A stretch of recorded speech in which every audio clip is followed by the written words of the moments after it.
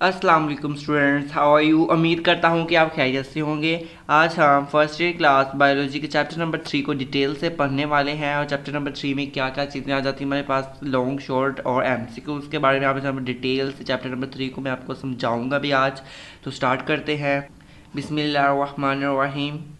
Chapter number 3 जिसका नाम है इंजाइम्स। हमारे पास इंजाइम वाले चैप्टर में क्या क्या आ जाता है हम देख लेते हैं। स्टार्ट करते हैं चैप्टर नंबर 3। हमारे पास सबसे पहले चैप्टर नंबर 3 को स्टार्ट करते ही ये पैरा आ जाता है जिसमें हम उसने एंजाइम्स के बारे में इंट्रोडक्टरी बातें लिखी हुई हैं। इसमें से हम ढूंढ लेते हैं कौन कौन से क्वेश्चन मिलते हैं हमें। तो सबसे पहले हमारे पास एंजाइम के फंक्शंस आ जाते हैं। एंजाइम के फंक्शंस में है enzymes are most important groups of proteins which are biologically active. जो कि एंजाइम्स हैं, एंजाइम सबसे इंपॉर्टेंट ग्रुप ऑफ प्रोटीन्स के हैं जो बायोलॉजिकली एक्टिव है और ये tremendously increase the efficiency of biochemical reactions. और ये बायोकेमिकल रिएक्शंस की जो speed of reaction, efficiency of reactions को तेज़ करते हैं। एंजाइम के बगैर रिएक्शन बहुत ही स्लो स्पीड पे होता है, जिसके एंजाइम्स के बगैर रिएक्शन नेग्लिजिबल रेट पे हो जाता है।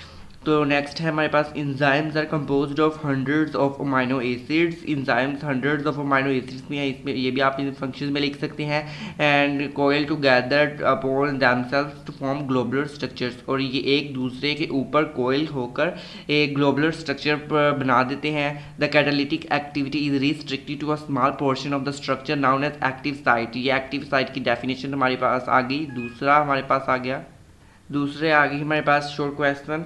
उसके बाद आता है reactant called substrate is attached to the active site consisting of only a few amino acids. जो रिएक्टेंट है वो जो कि सबस्ट्रेट कहलाता है वो अटैच होता है एक्टिव साइट के, consisting of a only few amino acids, जो कि सिर्फ कुछ अमाइनो एसिड्स पे कंसिस्ट होता है। While rest of the bulk, जो बल्क होती है उसका जो रेस्ट होता है amino acids maintains the global structure of the enzyme. तो अमाइनो एसिड जो मेंटेन करता है ग्लोबल स्ट्रक्चर ऑफ एंजाइम की। ओके, नेक्स्ट हमारे पास बहुत ही इंपॉर्टेंट शॉर्ट क्वेश्चन है नेक्स्ट, जो कि है को फैक्टर। तो some enzymes consist of solely of proteins, others also have a non protein part. Some proteins के पास सोलेले ऑफ प्रोटीन्स होते हैं और किसी के पास नॉन प्रोटीन पार्ट्स होते हैं। मतलब सोलेले ये प्रोटीन पार्ट्स और नॉन प्रोटीन पार्ट, ठीक है। और जिसके पास नॉन प्रोटीन पार्ट होता है वो को फैक्टर होता है which is essential for proper functioning of enzyme, जो कि एंजाइम्स की प्रॉपर फंक्शनिंग के लिए नहायत ही ज़रूरी है। The cofactor are usually act as a bridge between the enzymes and the substrates. Often it contributes directly to the chemical reactions which brings about catalysis. जो को फैक्टर है वो ब्रिज की मतलब एक्ट करता है ब्रिज की तरह एंजाइम और सबस्ट्रेट के दरमियान, और कंट्रीब्यूट ये करता है डायरेक्टली केमिकल रिएक्शंस में और कैटालाइसिस के बारे में। समटाइम्स द को factor provides a source of chemical energy. Sometimes को फैक्टर जो होता है वो केमिकल एनर्जी प्रोवाइड करना शुरू हो जाता है, helping to drive reactions.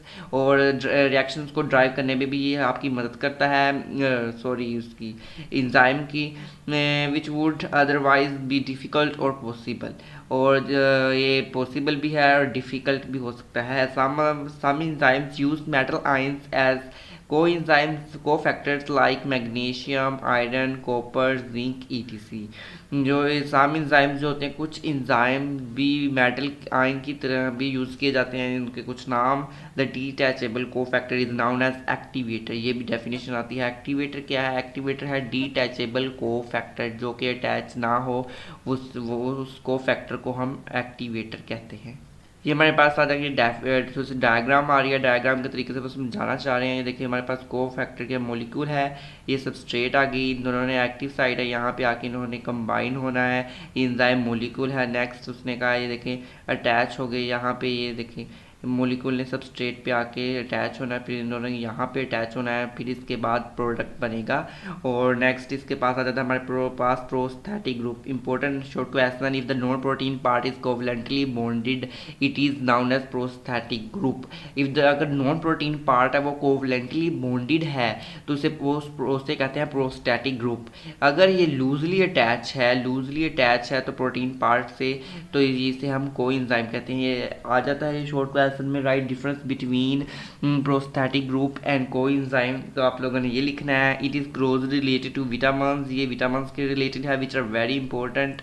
represents the essential raw materials from which enzymes, coenzymes are made. Only small quantities of vitamins are needed because like enzymes coenzymes can be used again and again, और क्योंकि ये enzymes जो होते हैं वो coenzymes can be used again and again, दोबारा दोबारा इस्तेमाल किए जा सकते हैं. An enzyme with its coenzymes or prosthetic group removed is designated as apoenzymes. enzyme उसका coenzyme और prosthetic group अगर remove कर दिया जाए तो उसे apoenzyme कहेंगे. Adding the correct concentrated coenzymes to the apoenzyme will restore enzyme activity. An activated enzyme consisting of the polypeptide chain and a cofactor is known as a holoenzyme. Definition आती है differentiate between apo and holo enzyme. तो आप लोगों ने ये दो definitions लिख देनी है. उसके बाद ये थोड़ी सी इंट्रोडक्टरी पैराग्राफ है. इसमें many enzymes are simply dissolved in the cytoplasm. कुछ एंजाइम्स जो होते हैं वो साइटोप्लाज्म में डिजोल्व होते हैं. Other enzymes are tightly bound to certain subcellular organelles, और अदर जो होती हैं वो टाइटली बाउंड होती हैं सब सेलुलर ऑर्गेनेल्स के साथ. They are produced by living cells for use in और near the site of their productions. और कुछ लिविंग प्रोड्यूस सेल्स में होते हैं, कुछ प्रोड्यूसर लिविंग सेल्स के लिए यूज़ के और नियर द साइट और करीब ही जगह पे जहाँ पे प्रोडक्शन होती है. The enzymes important in photosynthesis, ये फोटोसेंसिस में भी इंपॉर्टेंट है. Are found in the chloroplast and enzymes involved in cellular respiration are found in mitochondria. ये सेलुलर रेस्पिरेशन में भी हेल्प करते हैं और माइटोकॉन्ड्रिया में भी ये पाए जाते हैं. Some of the enzymes which are involved in the synthesis of proteins are integral part of ribosomes. Next हमारे पास कैरेक्टरिस्टिक्स ऑफ एंजाइम्स, नया टॉपिक है. तो इसके कैरेक्टरिस्टिक ऑफ एंजाइम 9th में भी था. 9th में ये लॉन्ग था, यहाँ पे शॉर्ट ही है. तो आप लोगों ने इसे शॉर्ट के लिए ये भी याद कर लेना है. शॉर्ट में इसके 4 या ज़्यादा से ज़्यादा 5 कैरेक्टरिस्टिक आप याद कर लें, बहुत है. अगर लिखनी आपने 4 हैं, बस 4 ही लिखनी है, तो ज़्यादा से ज़्यादा आप 5 कर लें. तो पहली है all enzymes are globular proteins. All enzymes जो तमाम के तमाम एंजाइम्स हैं वो ग्लोबुलर प्रोटीन्स हैं. They increase the rate of reaction without themselves being used up. ये रेट ऑफ रिएक्शन को तेज़ करते हैं अपना आप को इस्तेमाल किए बगैर. Their presence does not affect the nature और प्रॉपर्टीज ऑफ एंड प्रोडक्ट. इनके जो प्रेजेंस होती है वो इफेक्ट नहीं करती नेचर ऑफ प्रॉपर्टीज या नेचर या प्रॉपर्टीज ऑफ प्रोडक्ट को. Small amount of an enzymes can accelerate chemical reactions. ठीक है, 4 कर लें, बहुत ही हैं. नेक्स्ट हमारे पास है mechanism of enzyme action. An enzyme is a three-dimensional globular protein that has specific chemical compositions due to its components, amino acids and a specific shape. Enzyme जो है वो 3-dimensional globular protein है और इसके पास एक specific chemical composition है जिस component of amino acids की वजह से और इसके shape. Every enzyme by virtue of its specificity recognizes and reacts with a special chemical substance called substrate. और ये जो enzymes है वो अपने स्पेसिफिसिटी की वजह से रिकॉग्नाइज किया जाता है और वो सबस्ट्रेट के साथ रिएक्शन करता है. Any enzyme therefore reacts only with its specific substrate and transform it through its products. हर तरह का एंजाइम अपनी सिर्फ एक स्पेसिफिक सबस्ट्रेट के साथ अटैच करेगा तो ही वो काम करेगा, वरना वो काम नहीं करेगा. ठीक है. It is then released unaltered and thus can be used again and again. और ये रिलीज जब बोलते हैं वो अनअल्टर्ड भी रिलीज हो सकते हैं और वो दोबारा भी इस्तेमाल किए जा सकते हैं. ये देखें लिखा हुआ है एंजाइम प्लस सबस्ट्रेट, तो हमारे पास एंजाइम सबस्ट्रेट कॉम्प्लेक्स बन गया. नेक्स्ट प्रोडक्ट और एंजाइम हमारे पास प्रोडक्ट के तौर पर हमारे पास आ गए. नेक्स्ट हमारे पास आ गया है an enzyme and its substrate reacts with each other through a definite charge bearing site of an enzyme called active site. Active site की डेफिनेशन भी आ गई हमारे पास. एक्टिव साइट क्या है? एक ऐसा एंजाइम जो कि उसकी सबस्ट्रेट्स के साथ रिएक्ट करता है with each other through a definite charge bearing, एक डेफिनेट चार्ज बेरिंग की. तो इसका एक्टिव ये देखिए हमारे पास एक्टिव साइट, ये वाली एक्टिव साइट है. ठीक है. The charge and shape of the active site is formed by some amino acids present in the polypeptide chain of the active site of the enzyme. ठीक है. तो चार्ज और shape of active site का form होता है, बनती है वो सम अमाइनो एसिड्स से जो पॉलीपेप्टाइड चेन में प्रेजेंस होते हैं. देन इसकी ये डायग्राम है, ये डायग्राम जो देख representation of enzyme substrate reaction lock and की मॉडल. ये मॉडल बहुत ही इंपॉर्टेंट है. 2 मॉडल हैं, एक लॉक एंड की मॉडल एक है, एक दूसरा है इंड्यूस फिट मॉडल. तो देखते हैं यहाँ पे लिखा हुआ है active site of an enzyme is made up of 2 definite regions, the binding site and the catalytic site. The binding site helps the enzymes to in the recognition and binding of a proper substrate to produce an ES complex. The reaction activates the catalytic site. Activated catalytic site catalyzes the transformation of the substrate into products. Thus, the enzymes after catalysis detach itself from the products unchanged. Enzyme requires aqueous medium for its activity. तो ये introductory paragraph है, आप इसे भी याद करें। उसके बाद यहाँ पे आ जाता है हमारे पास लोक एंड की मॉडल। इमल फिशर इन 1890 इसने प्रपोज किया था लोक एंड की मॉडल। ये एमसीक्यूज में भी नाम भी पूछा जा सकता है, ईयर भी, और ये शॉर्ट क्वेश्चन में भी आप लोगों ने लिखना है। Model to visualise substrate and enzyme interaction. According to this model as one specific key can only open only a specific लोक।